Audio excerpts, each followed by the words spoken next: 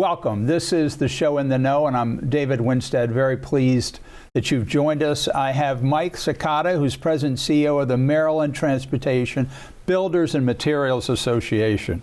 And let's start off, Mike. We appreciate you taking the time. The issue of transportation funding in Maryland and the municipalities and the counties is extremely important. You know, we were chatting earlier, you know, we do suffer. We suffer from congestion that costs us a lot of time to get to work or to school or to grocery store or whatever. And it's very helpful, I think, for our citizens and the municipalities and counties to understand what's being done to address continued and adequate funding on the transportation side. But why don't you start out by telling me about your membership and your focus? I know you spent a lot of time in Annapolis, and we actually met as joint members of the Maryland Commission on Transportation Revenues and Infrastructure Need a couple years ago, and keep discussing that. But tell us a little bit about your group and your objectives.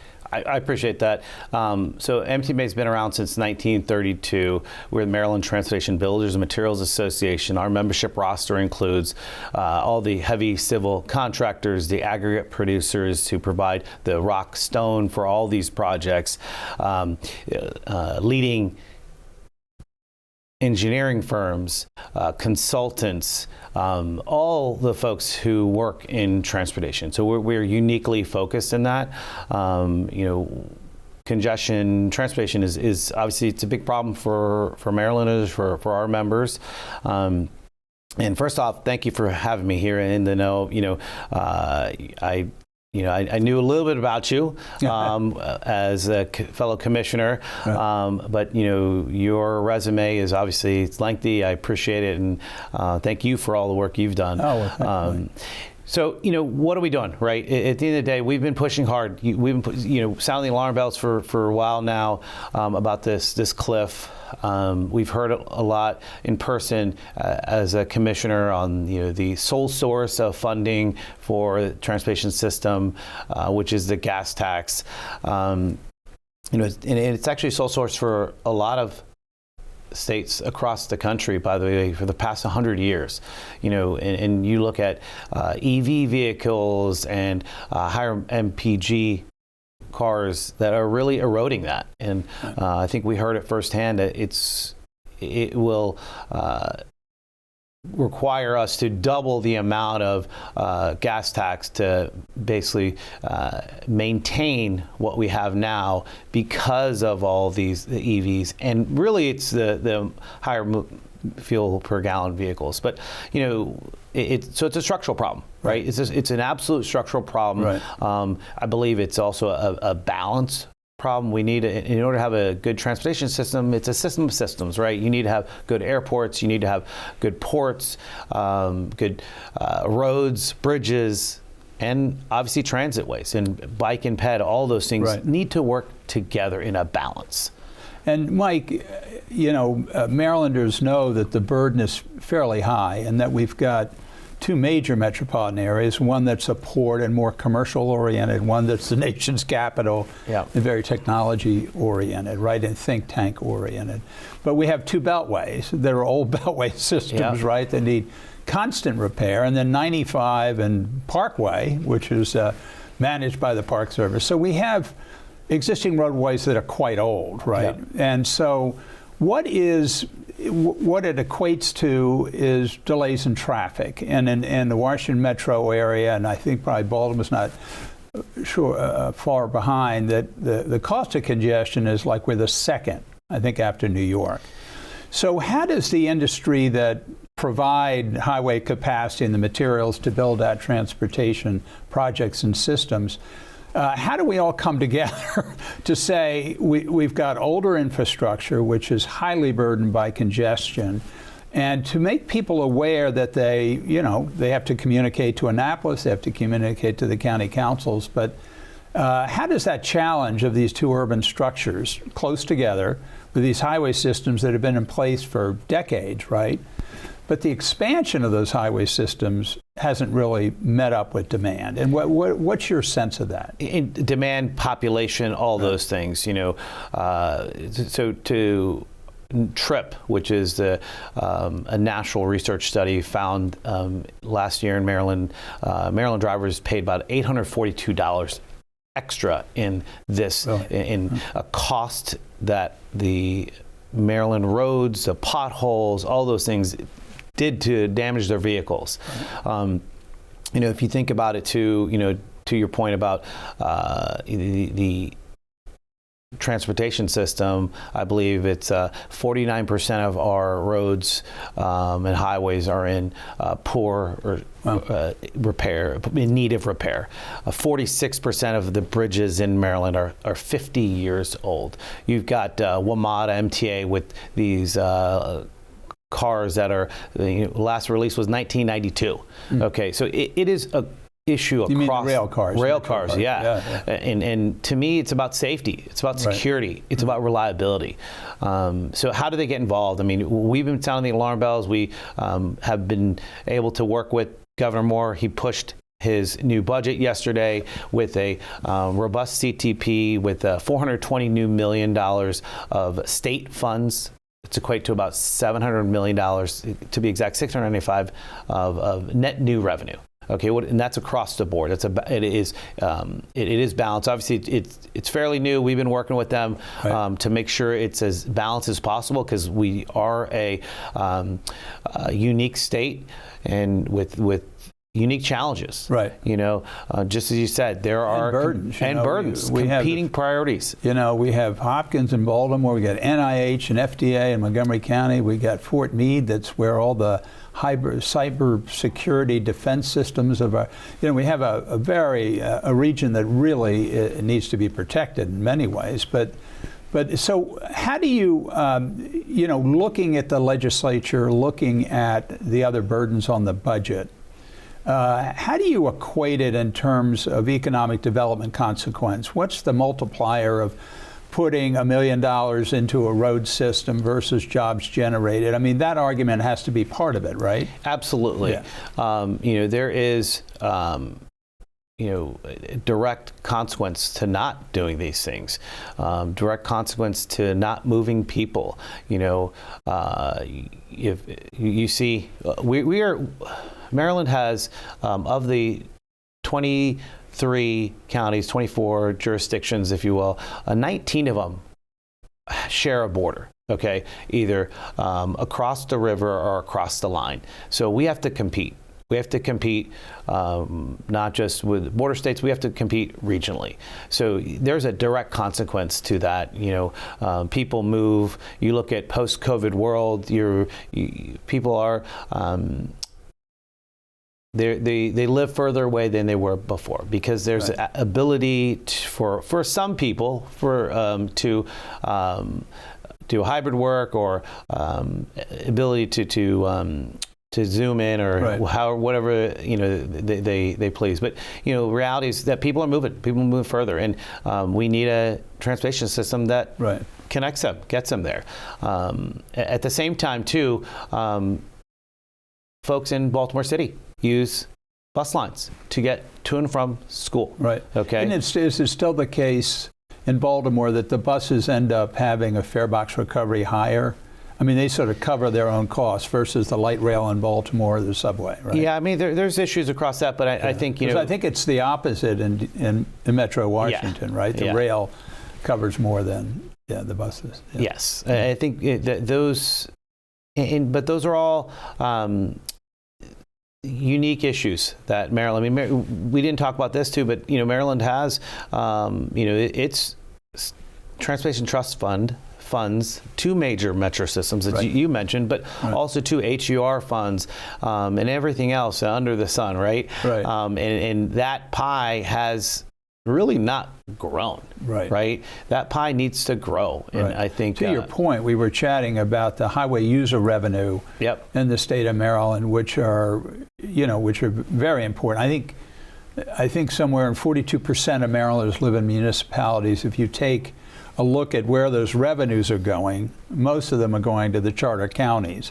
Only 2.3% of those revenues are going to the municipalities. So you do have this huge, unfortunate funding. I mean, municipalities that are handling 42% of the population getting 2.5% of the highway revenues. So it's a challenge. And local communities have the additional burden of trying to, there's always a lot of pressure about pedestrian safety and the concept of traffic calming and all that on top of underfunding. It's difficult, I think, for us to continue. So what do you think the outcome for this session will be, Mike? I know that it was just reported that Paul Wiedefeld, the secretary, is suggesting through the budget that there be a delivery tax. What impact will that have, and how much money will that generate? Yeah, so part of that budget that Governor Moore put out with the consolidated transportation plan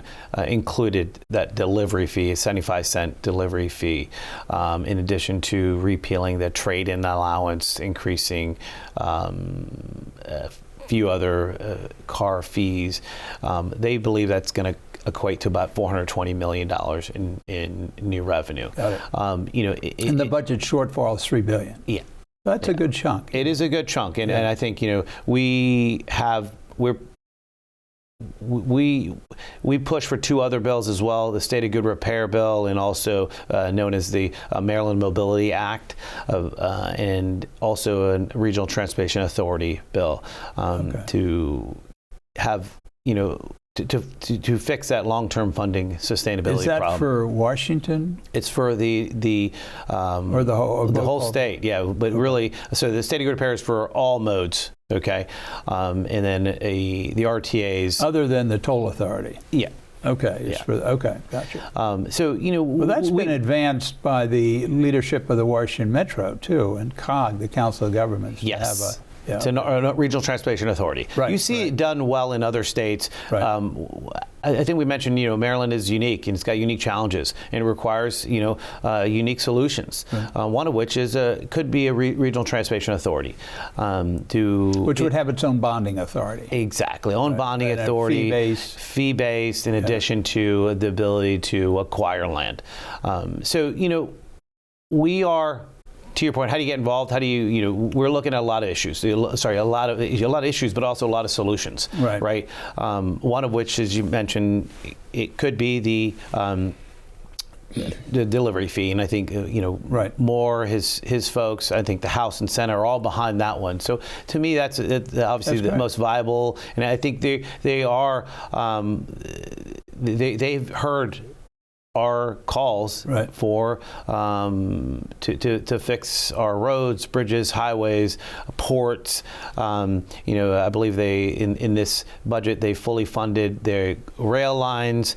US 15, I-81 are fully funded. So there are projects, safety projects across the board that are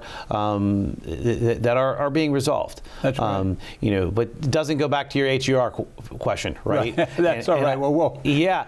The Maryland Municipal League will be battling that out, I assume. Well, and the reality is HER funds, for a long while, the counties, were able to get those projects out faster, quicker, and, Maryland, I keep saying unique, but it's also unique in the sense that SHA, which is obviously MDOT's road program, they manage about 17,000 lane miles, whereas look at Virginia's VDOT manages all the lane miles except for one or two counties, but that's 77,000 lane miles they manage.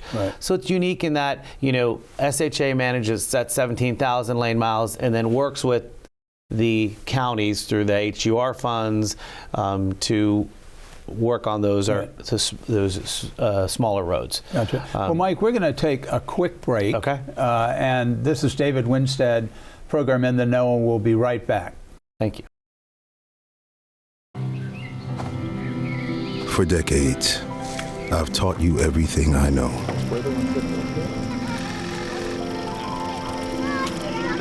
How to safely build a fire. How to control the flames.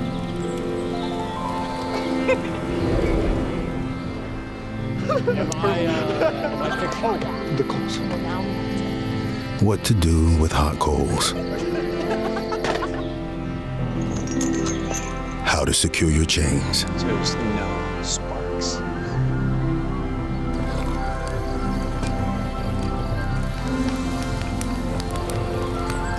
But I can only teach wildfire prevention. Only you can prevent wildfires.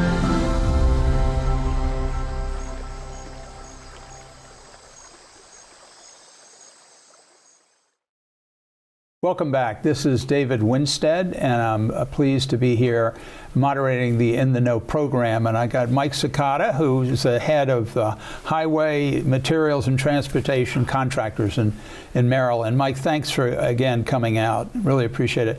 You and I served in 2003 on the Maryland Commission on Transportation Revenues and Infrastructure Needs. And I know there were several conclusions, one of which doesn't fill that gap we're seeing now in transportation funding, but one of which was figuring out a way to have a fee on electric vehicles. And now electric vehicles are still de minimis amount of, I mean, were there 1% people have electric vehicles? Tiny, very Tiny. Small percent, and that, they need to pay their fair share, first off. So, we understand that EVs use roadways just as much as ICE engines, internal combustion engines, and honestly, though, they're also heavier vehicles. Because of the battery, they actually do a lot more damage. What you also don't realize, I didn't realize this, was that our guardrails are not designed for heavy vehicles to take the battery use that compared to ICE engines. So there's really physically more of wear or tear because of the weight of the batteries and something. Exactly. Yeah. And also, Americans are driving much bigger cars. Yep. I mean, these large SUVs, they seem to be much more dominant on the road, right? They've got to have more wear and tear. Absolutely. Yeah. But that's a small part, right? I mean, I think that's, we need to, I forget the actual number, but it was low, in its percentage of things. And I think I mentioned earlier that it's about the higher mile per gallon vehicles is really taking the hit every single time. Average car turnover is about 12 years. Okay. And so you're seeing that just erode the sole source of primary source of transportation funding for years now. Right. One of the other issues that came out of our discussion reports to the legislature a year ago now was the issue of the CTP, Consolidated Transportation Plan, that the secretary, the governor and the secretary present to the legislature. And one of the concerns that obviously reflected some input from municipalities is that the CTP is really built off of obviously maintaining the state highway transit airport system, toll facilities, but also trying to build in local priorities. There is a mechanism where the counties send a priority letter to Maryland DOT, correct, as a part of their consideration of building that program. I remember there was a comment about local input. There were some people in that room, there was, you and I are more transportation, but there were people from all walks of life, teachers and others in the room, and they said that the transparency of the process isn't as good as it should be. It doesn't really bring everybody in. What's your thought on that point? Because that was one thing that was in the report. Yeah, I think, so there is a wide range of inputs that go in through the CTP, through the locals, that can absolutely be streamlined. Chapter 30 is a process in which you can see and review projects, but the process, I think, does need to be, at least streamlined. Right. You'll have certain counties who will provide, a bunch of information, then some other counties won't provide as much. Right. So, definitely varying. And I thought that was very interesting, just from a process standpoint, right? How does SHA, MDOT, MDTA, all these agencies then work with the locals to figure that out? So a streamlined process should be paramount. I think they're working on it, but that was definitely one thing that was brought up, and we should absolutely clean that up. So one of the things that continues to linger, and I think the Hogan administration was focused on this, working with primarily Montgomery County, was the American Legion Bridge. and the fact that it is, it's a bottleneck for both Marylanders and Virginians and interstate travelers, right, that are hitting the Washington Beltway and going west towards that bridge. What are your thoughts on that? I mean, it's in terms of your membership, it would be a lot of work, right? Yeah. I mean, but just from the standpoint of, responsibility on the government level to deal with it, what I think people would be interested. It's sort of been sitting in place. Virginia has been improving the roadway and widening the roadway. Anybody who goes to Tyson's now sees that, right? Widening the roadway to the bridge, and nothing's happening on the Maryland side. Can you give people some sense of what's going on? So, this project has been in play for a while now, and it is, been back and forth. Obviously, the concessionaire had a deal prior to the Moore administration coming in. They were not able to get that done, and right now, it's political, right? It is political. I think we need to get, But as we chatted briefly about it, it's not a paranoia on the Maryland side about losing more jobs to Virginia, or I'm on the Maryland Aviation Commission, and I can tell you that BWI Airport has more passengers than Dulles and National, and has a real stake in the market. So it's not a fear of more Maryland residents driving over to Dulles Airport. So I think that's, David, somebody that came up about somewhere. I read that as well. Right. This age-old thing where, not improving yourself or not improving things in expecting it to get better. Right. It's not. I mean, at the end of the day, we need to improve. We need to improve quality of life for Marylanders. Maryland is number 2 in the nation for congestion, and this bridge is 63 years old, so it's no longer a matter of improving efficiencies, it's going to be a safety concern, and it was a safety concern, and it continues to be, and every year goes by, it gets that much more dire. So the reality is, we need folks to come together and realize that we see a lot of pushback locally. Right, and what we need to have everybody educated on is, transportation problems. You don't solve a transportation problem for one county and not expect other counties to receive that benefit. This is a state issue. This is a regional issue. I mean, think about 95 interstate truckers. Exactly. Think about them. So it's a problem. I mean, so 63 years now that bridge has been sitting there, and it's not getting any younger. How about that? Right. So let's just talk a little bit. I mean, you represent the industry delivering support and materials for transportation projects in Maryland. So. More money is more jobs and more solutions, more maintenance of the system, more growth of the system in terms of more highway capacity or HOV lanes or a new transit system or something like that. But how do you translate the interest of the motorist in Maryland? I had the pleasure, how long has it been now, 24 years ago, being Secretary of Transportation in Maryland. And one of my biggest concerns back then was my perceived feeling that the motorist interests were not really being reflected in a lot of decisions, both in terms of the CTP and investments, as well as just what they're experiencing and the solutions. Since then, over those 20 years, technology has totally changed. We now, people are commuting with wonderful screens on their cars that show them through Waze and other technologies, where congestion is, how to avoid it, and that kind of thing. But how do you translate those interests of wanting to have less congestion and more options in terms of a driver into action? Because I had these arguments for the last 25 years that AAA really is not doing that.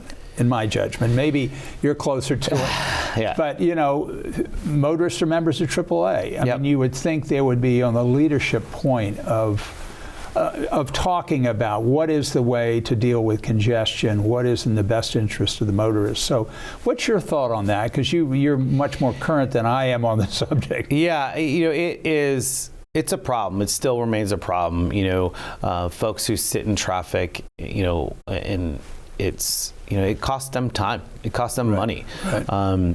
They do have, unlike 10 years ago, 15 years ago, they do have the ability to conduct business while sitting, which mitigates it to and the anxiety that's generated, frustration, is mitigated by people being able to be on their, you know, ear plugs or whatever and talking business or getting things done. For a lot of folks, but not for, you know, a lot of our members, right? Who have to go to and from job sites, who, you know, or working folks who are not having that ability to, the blue collar folks who don't have that luxury, right? And I think that a lot of folks, it translates to this. It's a commute, right? They're in that. I think, you know, sadly, a lot of folks have been resigned to the fact that this is what it is, right? And we need, and status of this, and so we need to change that. We are continuing to change that through technology. We have the use of recently technology that allows folks to ping you as you go through this area, and then you'll get a text later, obviously not while you're driving, but later, that, hey, you know, here, take action. Let your legislator know that this there is is that going on. There is that, and a few other things, but you're absolutely right. We, you know, still at its core need to make sure those folks are properly, rightfully addressed. Right. One last, and I know you're on the construction material side, but one other thing that just was a focus when back in those years, was ensuring that the synchronization of traffic lights is at an optimal level. In that, you know, if you're going the speed limit along a corridor and you're going through from Montgomery County to DC or Montgomery to Howard or wherever, you know, that there is a corridor flow with the signaling of traffic lights. And it's something that, unfortunately, sometimes you see it, sometimes you don't.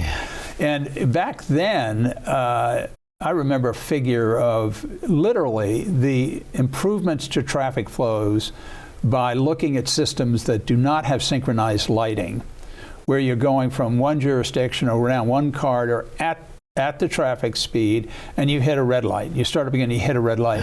What's happened in that regard over the years with technology? Or has it improved the ability to synchronize traffic lights to maintain safe traffic flows and get them through quicker? Yeah. Has that happened? Technology has improved. And you do see vendors working together to improve efficiencies, to improve traffic flows, obviously, you know, and also to improve safety for those pedestrians, right?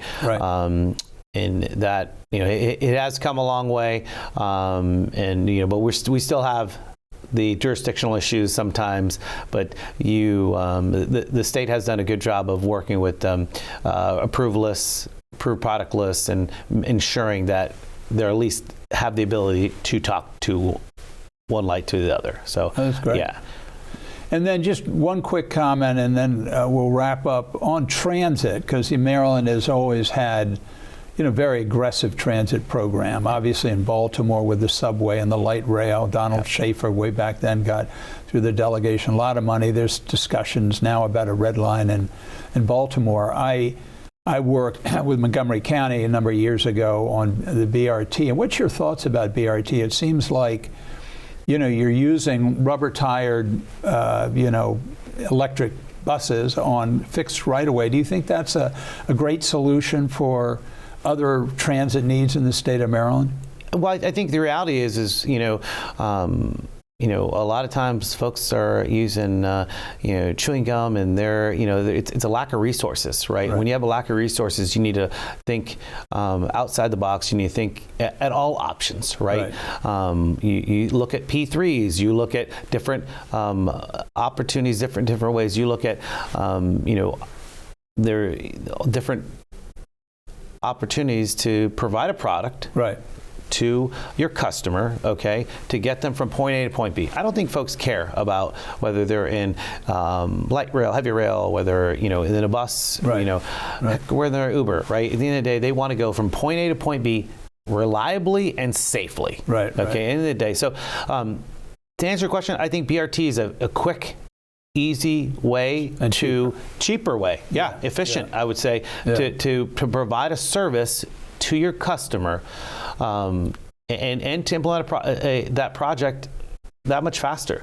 Folks would argue that there are efficiencies from the heavy rail, the of throughput, hour per throughput. So the reality is you got to look at the engineering from the ridership, studies. I mean, so it's a complex solution, right? But it depends on the ridership at the end of the day, right? I mean, so BRT is fast, boom, but and it depends upon resources. And I wanted to conclude, Mike, by saying what you do and what your membership does in the state is very much appreciated. And I hope you're very successful this session in getting, innovative approaches to more money for transportation statewide. We really appreciate your leadership and taking the time to be with us today. Well, thank you very much, David. It's no longer about the creature comforts of getting to work, getting to your doctor's visits, getting to your kids' basketball practice quicker. It's about safety. It's about security. Right. It's about ensuring that we have